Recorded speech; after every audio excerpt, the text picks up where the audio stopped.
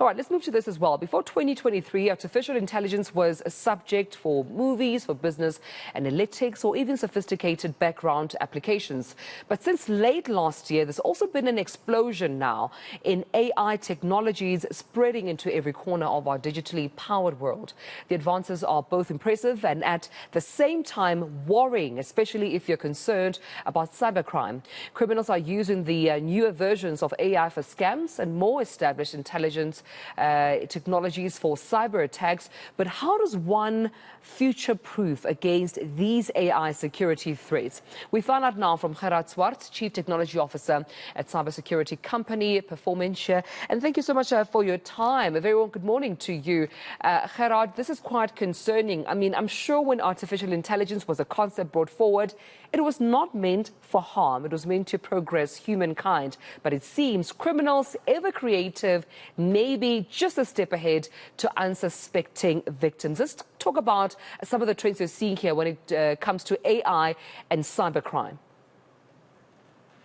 Thank you and good morning to everyone. So yes, I do agree that, and I always use the simple analogy that the bow and arrow was probably not invented for warfare. It was actually invented for hunting, for food.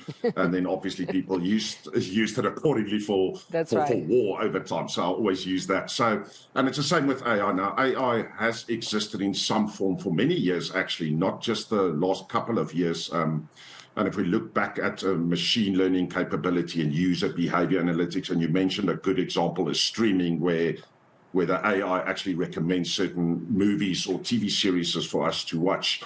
But what the cyber criminals are doing now is they're actually using it to automate cyber attacks, where it used to be very complex. They can now just repeat the same action over and over. So bad that last month in October, there was the biggest, what we call a denial of service attack yet in the world. And that launched 398 million requests per second, all through AI and automation. And just to explain what a denial of service is, think about a traffic jam where we just send people down the road and we just send them and they stuck and they stuck and they stuck. And essentially that's what a denial of service is as well. So they would attack a website with all of these cars, essentially, so that no cars can get through and we're all stuck in this traffic. Causing business disruption. That's typically what we're seeing at the moment. What's the cost of this attack? I mean, I can't imagine a company having prepared themselves. Perhaps, you know, it could be a company as opposed to even consumers, because AI is that. It's intelligence. It's artificial intelligence that could reach anyone, right, Gerhard? But for companies, and as far as they're involved, what's the cost of such a crime to a company? Yeah, look, it varies. For me, always the one thing that I would always advise our clients is not just about the money, but the reputational damage. On average in South Africa, we have seen that after a successful cyber attack on a JSE-listed organization, it takes them anything between 3 and 6 months to actually recover the share price so that it actually just gets back to normal.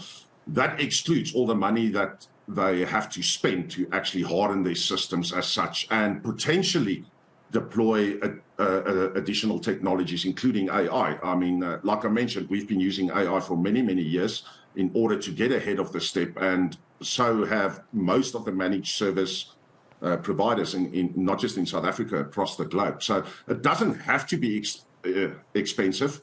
The key is obviously that you implement that monitoring capability using a partner. Don't try and do it alone. That's the key, because then it will get very expensive. But if you leverage on expertise of people who have been using the technology for years, and constantly learning as well how AI is adapting and how the criminals are adapting, it doesn't need to be a very expensive exercise. Very critical, but not expensive. Very critical. I have to agree with you there. Before I let you go there, assist companies in this moment. How can they select the best MSPs? Because we've heard the advantages of having one as a company, but how do I choose the best one for my company? Oh, it's actually simple.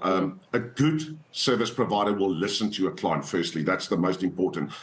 One security solution does not fit all clients. It's as simple as that, or all organizations. A good service provider will listen, and they will tailor a service that addresses the organization's risks. That's essentially what we do in our industry. we manage risk. Absolutely, and I think you could have come at a better time, Gerhard, because with all the AI and cyber-related crimes going on, absolutely, those services needed. But thanks for joining me. Gerhard Swart from cybersecurity company Performant, speaking to us right now, just for companies to future-proof themselves from AI-related crime. It could cost the company more of your reputation than actually paying for the service to mitigate the risk. So please do consider, of course, as an organization.